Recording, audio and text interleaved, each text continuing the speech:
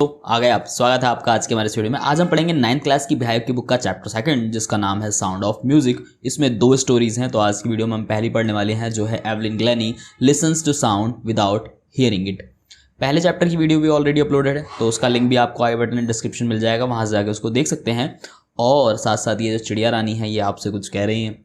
So video को पहली बार देख रहे हो तो ये काम कर दो। चैप्टर बहुत मज़ेदार है, बहुत अच्छे से मैं इसको समझाने वाला हूँ, और साथ साथ की नोट्स वगैरह सब मिलेंगे, जिसको आप बहुत ही इजीली याद करके इस चैप्टर से आने वाले क्वेश्चन को अटेम्प्ट कर सकते हैं। तो अब समझना शुरू करते हैं चैप्टर को। तो कहानी इर्द गिर्द घूमती है एवलिन ग्लेनी के, जो वैसे तो बहरी हैं, पर उसके बावजूद भी बहुत सारे जो म्यूजिक इंस्ट्रूमेंट हैं उसे बजाने में उन्हें महारत हासिल है। अब आखिर क्या है वो वजह जिससे इनको ये महारत मिली, क्या है पूरी की पूरी कहानी, वो चलिए समझना शुरू करते हैं।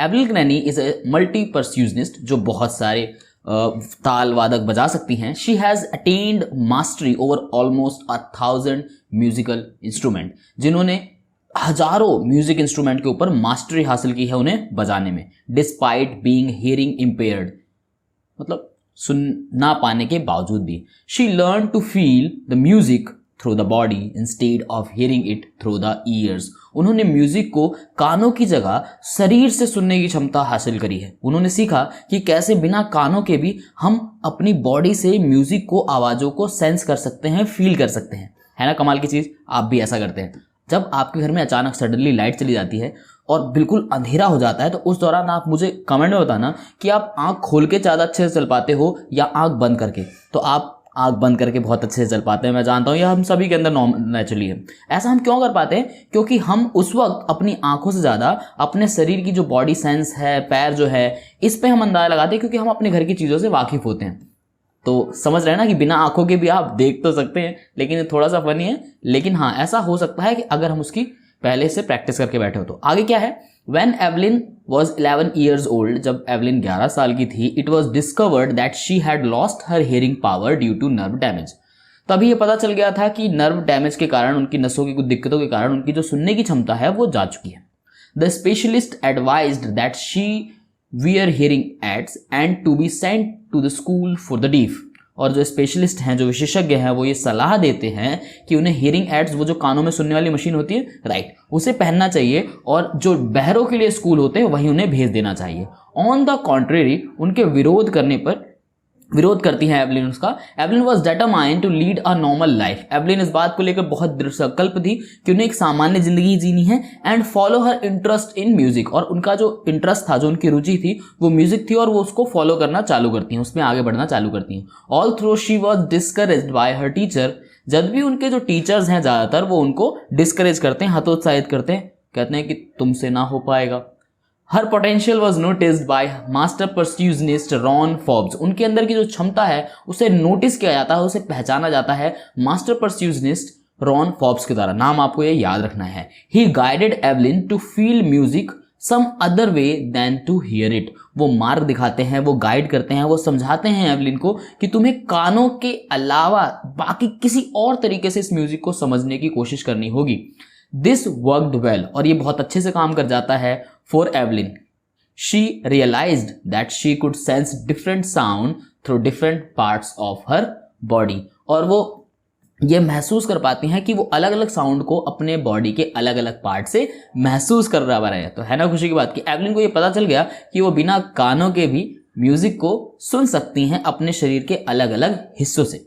अब उसके बाद ये है रॉन फॉब्स। इनकी पिक्चर आप यहाँ पे देख रहे हैं। अब एरो इस तरफ गया है, तो आप ये ऊंट को रॉन फॉब्स मत समझ लीजिएगा। ये जो व्यक्ति यहाँ पे आपको दिखा रहे हैं एवलिन ग्लेनी के साथ, ये है Ron Forbes.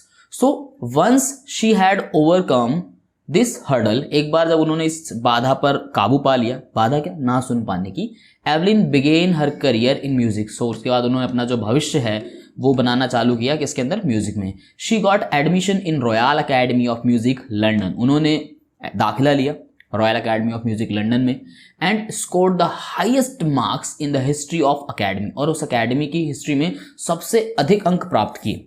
Evelyn says that hard work and dedication toward her goal helped her achieve success. Evelyn कहती हैं कि कठिन मेहनत, समर्पण, अपने लक्ष्य की तरफ जो था उनका, उसने उनकी मदद की उनके इस कामयाबी को प्राप्त करने में। सीधी सी लाइन है, ये एक लाइन आपको याद रखनी है। हो सकता है उस काम में ना जाने कितना समय लगे, लेकिन अगर आप डेडिकेटेड हैं, आप हार्ड वर्क कर रहे हैं, तो सक्सेस एक ना एक दिन आपके चरणों में आके गिर जाएगी। ये मैं भी आपसे कह सकता हूँ। हम भी कर रहे हैं सक्सेस के लिए बहुत सारी मेहनत, आपके लिए हम वीडियो ला रहे हैं ताकि आप भी सक्सेस पा पाएँ, अपने एग्जाम में, बोर्ड में अच्छे नंबर ला सकें, अपने एग्जाम में अच्छे नंबर ला सकें। 9th वालों को कौन सा बोर्ड होने लग गया भला। खैर, वीडियो पसंद आ रही है तो लाइक का बटन दबा दो। आगे क्या है, Evelyn gives solo performance and even gives free concert for hospitals and school. Solo performance क्या होते हैं, आपने ऑर्केस्ट्रा सुना होगा, जहां पे क्या होता है कई सारे लोग मिलकर परफॉर्मेंस दे रहे होते हैं, लेकिन एवलिन क्या है, वो सोलो परफॉर्मर है, स्टेज पर अकेले परफॉर्म करती हैं और कई सारे फ्री कॉन्सर्ट्स भी करती हैं, हॉस्पिटल्स में, स्कूल्स में, जेल में भी करती हैं।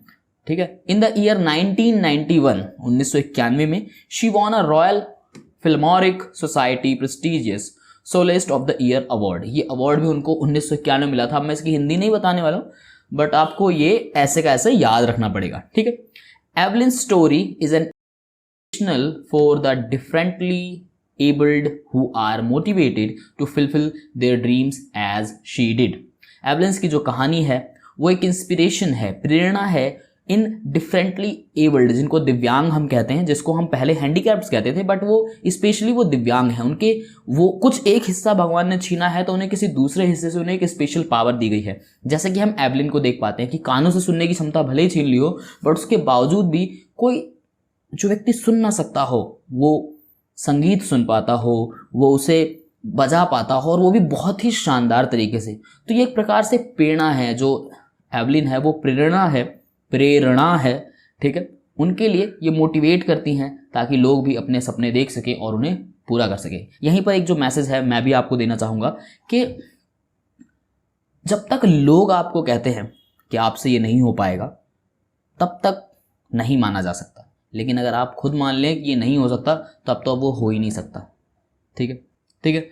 तो ये है इसकी छोटी सी कहानी। अब है ये की पॉइंट चैप्टर के, जो वहाँ पे समरी में थे वो मैंने यहाँ पे की पॉइंट लिख दिए विद हिंदी लिख दिए, ताकि आप इन्हें इजीली लाइन टू लाइन अलग अलग याद कर सकें और अलग अलग क्वेश्चनों के आंसर में इनको पुट करके अपने मार्क्स ले सकें।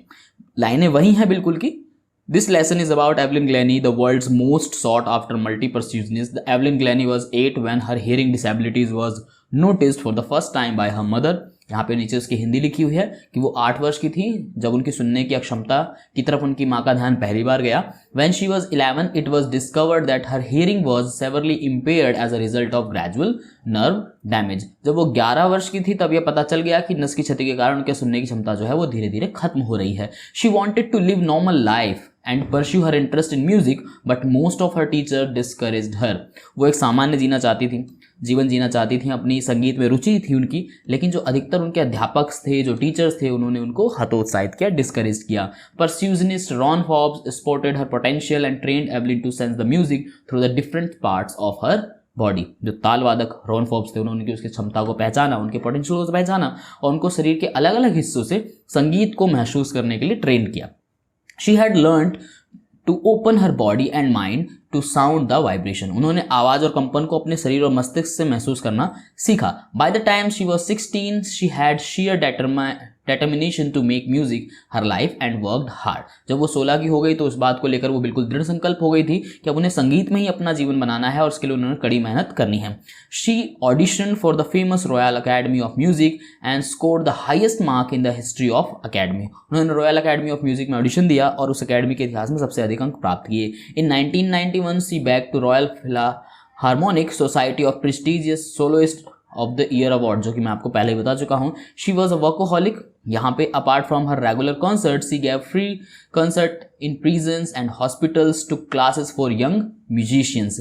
वो वर्कोहॉलिक है, वो मानती हैं कि वो काम की आदी, उन्हें लगातार काम करते रहना ही अच्छा लगता है। अपार्ट फ्रॉम इसके अलावा वो रेगुलर कंसर्ट के अलावा भी कई जगहों पर फ्री कंसर्ट देती हैं, जैसे प्रिजन्स जो जेल्स होती हैं वहाँ पर, जो हॉस्पिटल्स होते हैं वहाँ पर, और जो युवा म्यूजिशियंस हैं उनको क्लासेस भी देती हैं फ्री में। Evelyn soon became a shining inspiration for the handicaps, और बहुत जल्द ही एवलिन जो है वो दिव्यांग बच्चों के लिए एक प्रेरणा बन गई कि अगर एवलिन कर सकती हैं तो बाकी दिव्यांग बच्चे भी कर सकते हैं। जो भी उनका ऑप्शन, जो भी उन्होंने चुना है करियर के लिए, उसमें वो बहुत आगे जा सकते हैं। तो स्टोरी यहीं पर होती है ख़त्म। वीडियो अगर पसंद आई हो तो लाइक तो कर ही चुके हो, चैनल को सब्सक्राइब भी कर चुके हो। तो अब क्या काम करना है, अब आपको इस वीडियो को करना है शेयर अपने क्लासमेट के साथ, अपने स्टूडेंट के साथ, क्योंकि ज्ञान बांटने से बढ़ता है। मैं मिलूंगा बहुत जल्द वीडियो में, तब तक के लिए नमस्कार।